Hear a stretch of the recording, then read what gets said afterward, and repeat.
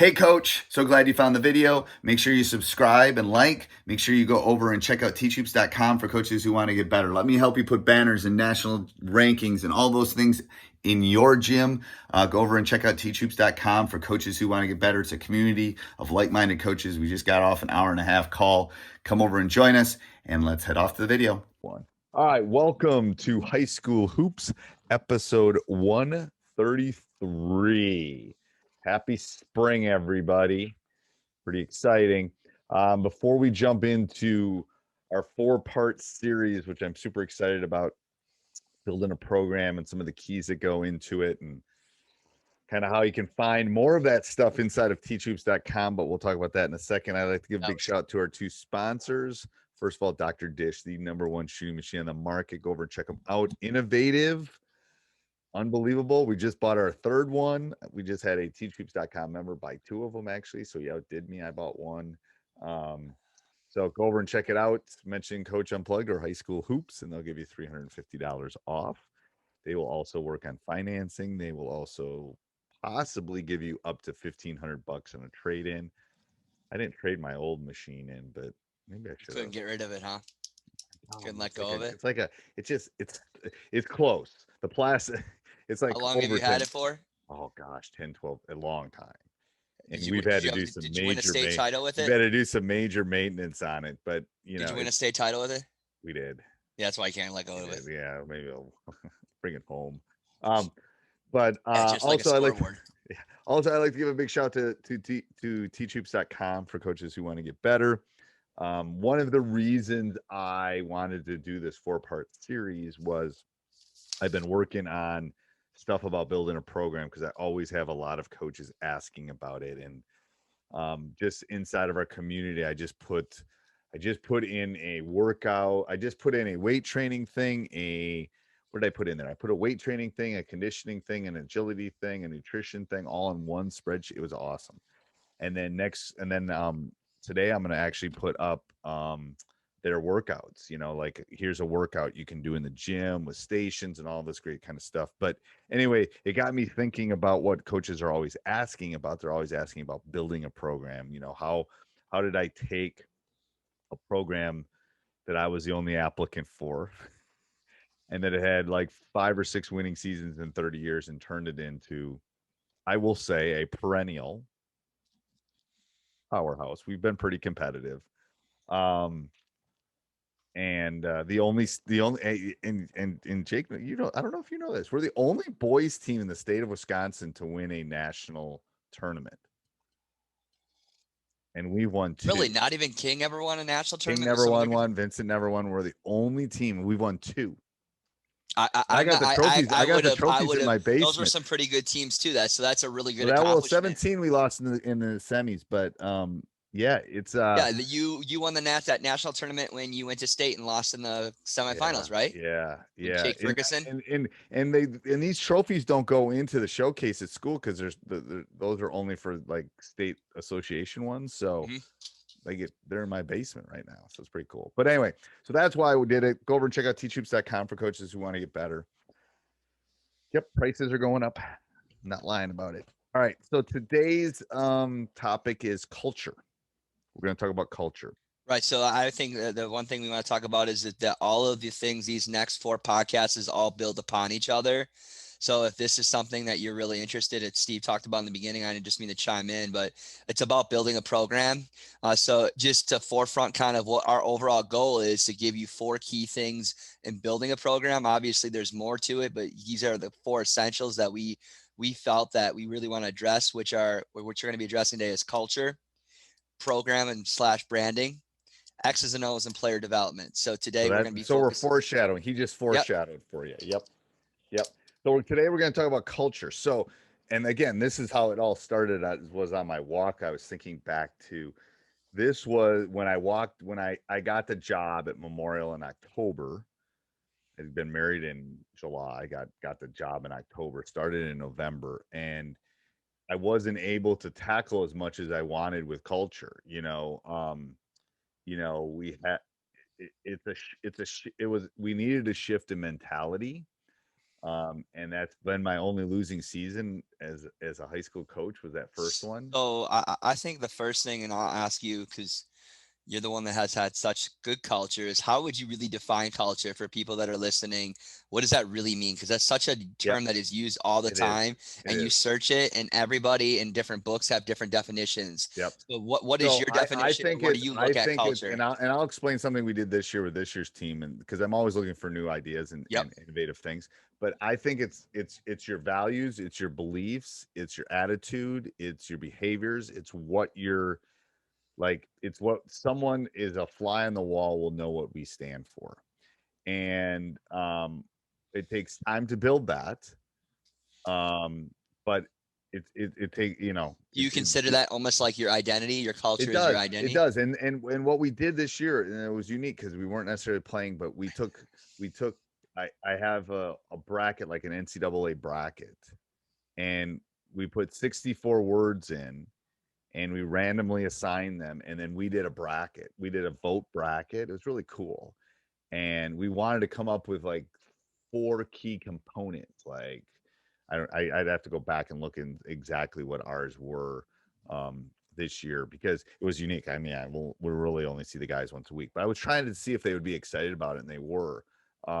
But it would be like a bracket, and you'd have like hard work and academics or something. Those two words. Well, I'm not just pick two words, but we had 64 of them, and then the team would vote, and whatever word won went on. That's very cool. I like that. Yeah.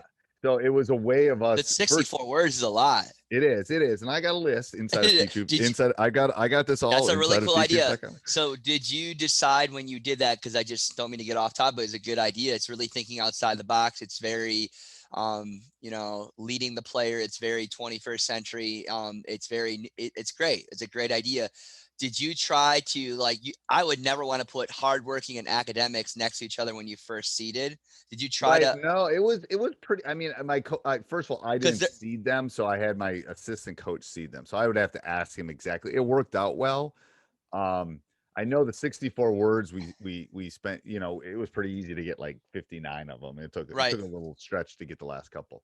But yes, there was some non-randomness, but it was pretty random because I wanted some hard brackets. I wanted some, like, the 8 seed playing the 9 seeds, so they'd have to think Right. about it. There were ones that took like literally a millisecond because we voted online. We were doing Zooms at this point, so we had to Yep. vote online. So some of the brackets, like, boom, it was done. And then there were some like, okay, who hasn't voted yet? Come on, keep it, because they were like, oh, which word do I pick? Um, but going back to what we were talking about with culture, I think you got to try to give them control back. I know when I initially came in, the culture had not been a winning culture. So I had to shift the mentality of winning, first of all. And part of that was scheduling. I had to figure out who to play and who not to play. We needed to get some W's. We needed to get some things on the right side of that column, just for a mental standpoint. But I also had to, they weren't practicing 6 days a week. The expectation wasn't that you were gonna, be dressed to practice and have your stuff on. It was the the rules and the expectations needed to be precise, and they weren't militant, but they were like, well, here's how the UW I does it. think you're basically saying that I wrote down here is that I think you're trying to find that word of consistency Yes, yes, and repetition. right. So I think a good culture, and I wrote this down, is the best teams that I've had, and I even look at the mistakes, is the best ones that I've noticed, and the best programs, the teams I've been a part of, we're consistent in everything that we do, and we constantly repeat it over and over and over. And I know that you're the Memorial Way. Like this is what we do, right? This is when I was at the junior college, it was our way, and everybody bought into it.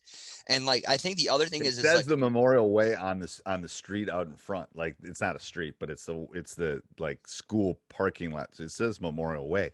And yes, I 100% agree. I didn't mean to cut you off, but yes, it is the Memorial Way. Yeah. And that's what worries me, to be honest with you.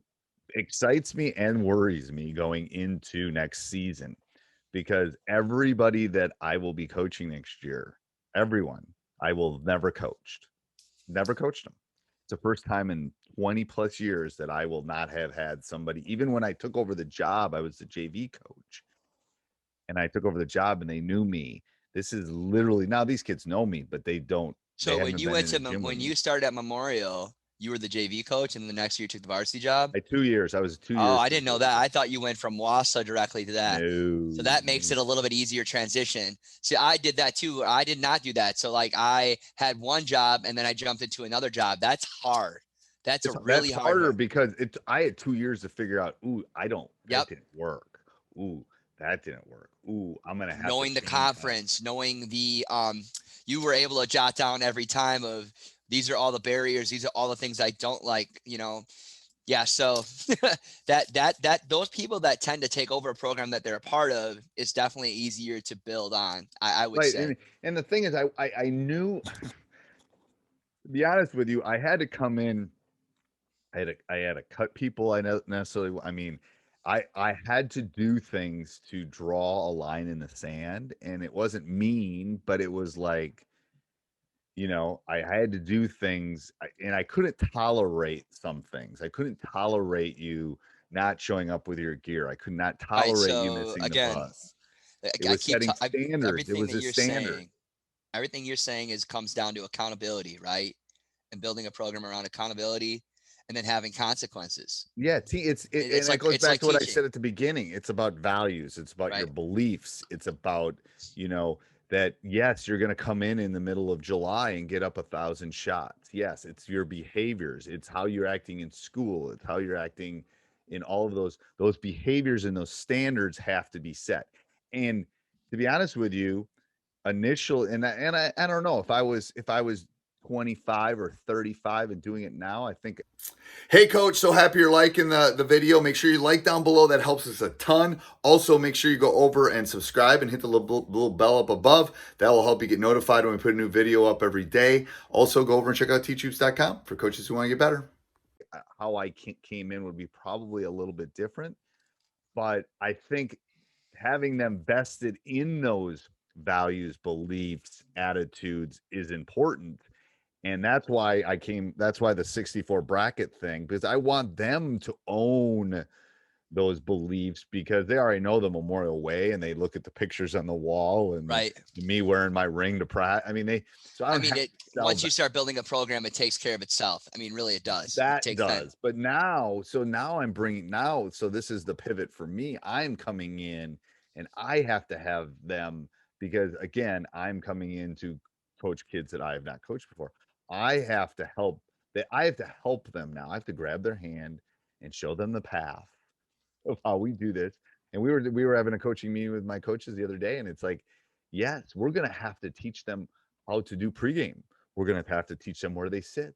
We're gonna have to How they teach them how to eat, get how on they the take bus, care of their bodies, how they everything, everything. everything, because there's no built-in culture where the seniors are teaching the juniors how it's done because of COVID, which is exciting for me, because we as a staff, we came in and said, well, let's do this. We're already pivoting. Like, we've got this new glob of clay that we're going to be able to mold Right. now, Which is that there's no exciting. pre-existing. Now, we have the culture of winning and state championships, and all the stuff that our Memorial has done, but they don't know the other stuff. So I said, we've been working on this for like 6 months. I told my staff, we meet every week. I told my staff, I said, we have a very unique thing, because we have no preconceived notions walking into that gym about what we expect, I said, you don't get this very often in a coaching career. So And I make said, it make something that's a negative into a positive. And we I think have to use this as, okay, here we go. Like, half of our conference played. Well, they didn't have that because they had so how can I use this? Yeah, I think you put it in a great way. How can I use this negative as a positive? Yes. right. And the other thing that I think you're constantly touching on, you're not directly saying, is that it's got to be co-constructed. I think in the 21st century in kids is that that buy-in piece has to be in. So even though it's a clean slate, you have to find opportunities so they feel like they're a part of building that. And Yes. so I think a culture is co-constructed, and you have to facilitate and get kids to be part of it, and goal setting and all those things. Right. I think the biggest mistakes that I made, and the first thing I just want to talk about why culture. I think culture and establishing a culture enhances to be the best way to be a top performing team. If you don't have your culture set, you'll never be the best you can be in regards to a basketball team. You'll be Never. good. You'll be And you good can be with great, but you're great. not going to be awesome. You're No, not going to be holding a ball above your no, head in the because end you're of not months. going to have the concepts of team and unselfishness. And you look at every team that gets to state every year, they have the concept of team and they're unselfish because some other guy that's your 6'7" guy comes in, your 6'7" or 8 guy comes off the bench and he provides 10 extra points, or this guy steps up, or this guy fills in this role. And that's that culture, it's that concept. You cannot be your top performing team and be the best team you can be without establishing that.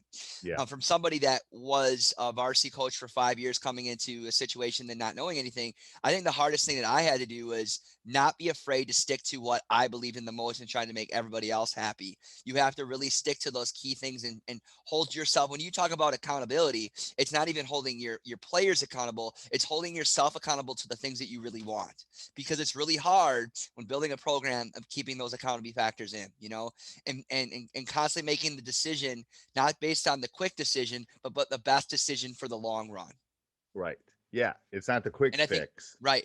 And a lot of people get there. Well, that player was late 3 times. He's our best player. I don't care. He's not going to sit. People do that. I've lost. I I'm telling you right now, I lost the longest winning streak in Big 8 history, which was at 40 games. 40 games. We had won 40 straight games. Sat Duran. Sat my best player because he didn't do something I told him to do. He missed something. I said him. We lost the streak. I still remember it. We lost the streak because I sat him, because I had to and I love Duran, and Duran's one of my favorites, but I had to teach him a lesson at that point. And I'm not sure we go on and win a state title at some point along the way if I don't do that. First of all, I'm going to do it because it's the right thing to do, because I had to teach him a lesson. But the bigger part was I made him hopefully a better human being. Right, and that's the whole And, point. Like right. again, and so I think people are scared because we're always on They're that scared pedestal. I'm telling you, if you're late to shoot around the morning of a game, I'm not starting you. I mean, and it's like, and they look at me like I'm from Mars sometimes when I do it. It's like, well, it's not like I'm not, I'm the other person was here on time. I'm not like, so it's building that culture. And once you do it once or twice, trust me, you know, and I don't want to get the emails or the tweets or all that stuff that I'm this. No, there's extenuating. I mean, kids have called me and said my bus is late. Oh, things happen. I get it. The snow is coming down. Things happen. I'm not Yeah, but punishing a it's kid. also the communication that happens before that, Boom. And I and don't how that punish a player kid when acts. they You're not, can't no, control. that's the I don't. situation. Yeah, I don't But punish a I've kid had when they kids that can't just don't control. show up and they don't let me know, Right. and so Because they they're don't running control the extra, they're not bus. playing. Right. But They don't control the bus, and the bus is late, and I know the bus is well, things happen. But most of the time they can control those things and they don't. So again, values, beliefs, attitudes, behaviors, things that you think are that important are second to none. I'm just Yep. telling you. And you cannot you don't you're building your program, because this is step 1 of 4 steps. Right. You're building your program on quicksand if you can't do it. Right. And I think you got to start small. Like you can't write down 100 things. Like start thinking about like these are going to be our core things and build on it. Like you can't do everything, and try to stay consistent and repetition. I think the hardest thing as a young coach is I was constantly trying to change things within my culture every single year, and it just became confusing and this and that. And if I were to do all over again, I would have just kept it very simple every year. This is what we're going to do. I might tweak it a little bit, but we're going to do this, because we always talk about that shining light that's in front of us and the World Wide Web and all these coaches, and you see all these things, and again, you constantly change it. It just creates confusion, and because you're not getting that consistency or repetition. If you can't get it all into a half a sheet of paper, I agree. it's too long. Too long. Now, mine is a full sheet of paper, but the bottom half of the sheet of paper is not my stuff. It's like, here, this is This is a WIA rule. Remember, this is a Madison School District rule. I mean, I put things down there that aren't my specific things, but if you can't put it on a half a sheet of paper, it's too long. Like beyond time. I mean, there's Yeah, very but simple again, it's things. establishing those values. And if Yeah. you think you're crazy and that kind of thing, and well, I don't care if a player doesn't come on time or this or that, then I don't think you're in it for the right reasons. And I don't think we have people there like that. Hopefully we don't, but there are, there are circumstances and so forth. But again, you want to build a program that you are doing it the right way. That's to me, a culture is doing things the right way and with consistency and repetition, with accountability, consequences. And again, I leave it at this: the why behind everything. I'm a huge with an educator. It's all about the why. It provides that top performing team because it has a concept of team and unselfishness, because you need that. And I know I did a course on this, or I did something on Teach Hoops on this, but it's the 5 whys. Like, why am I running that Right. offense? I'm running the offense because I think it works for my players. Why does it work for my players? Well, I have a lot of bigs. Why do I have a lot of bigs? Well, I don't know, blah, blah, blah. So it's the 5 whys. Any rule that you better implement, you better ask why you're doing it. And once you get to the 5th why, you'll have the answer. All right. Anything else, Coach? I am more prepared lately because I'm figuring this whole world out now. I do have full timeouts for the next 4 weeks, so we'll also have full timeouts. Coach kind of had me on my toes, and I'm Oh, I did. I'm kind of Last month was irritated with me. you. I And know. That was good. so this one goes directly to you, but I wouldn't mind. I'll address it as well. Is what did you miss the most this season without coaching due to your circumstances? If one thing, I'm sure there's a million things, but there's got to be at least one thing There's a that lot of really. things. First of all, I did notice so the positive side is you do feel I know that I can retire. So that's the positive. Because you do fill the time with something else. Yeah, you do. You do. So that's the first thing. But the biggest thing I miss, I'm telling you, I miss the guys in my room. I miss them being at lunch. I miss seeing them in the hallways. I miss that camaraderie. I miss seeing my assistant coaches on a regular basis. I miss that. So like the human connection. I do. That's the part I miss. There's an energy in a school for the non-teachers that I mean, it's like the movie Cocoon when they go into the pool. There's just some energy in the building, and I'm missing that energy. So that is probably the biggest thing. I'm also missing fitting into all my pants because I'm eating too much over the last year. So I need to go back to school so I don't eat as much because I don't eat when I'm at school because there's no food there. So the refrigerator is too close is what I'm telling you. But yeah. So that's the biggest thing. I miss my guys. Yeah. And I miss them. I miss them. And I would say the one thing that I've been not coaching for 2 years now because I took a year off and then the pandemic is I think I miss just overall the wanting to compete and the fun of that. I miss that a lot. Because when you coach at the highest level and you build a program, if you have that love and that feat to want to constantly compete and figure out strategies, and I don't know, it's a lot of fun. I enjoy that. I miss that a lot. Yeah, definitely the human connection for sure, but I still coach soccer. My kids are little, so I got a lot of human connection. Your kids are getting older, so they kind of like leaving you alone. So you're kind of in your own little world. I got enough human connection. They don't want to be around me. That's but I do. I guess I miss that joy factor of being around high school basketball. That just overall energy. The loudness of the gym. And it was hard for me to watch early too. But I think I'm going to try to watch the Division I games on Saturday. Yeah, for sure. All right. Thanks, See you, Coach. What are we on next? Hey, Coach. So happy you're enjoying the video. Make sure you subscribe and like, and then go over and check out teachhoops.com for coaches who want to get better. It's a community of like-minded coaches that want to get better at coaching. Come over and join us, and let's head back to the video.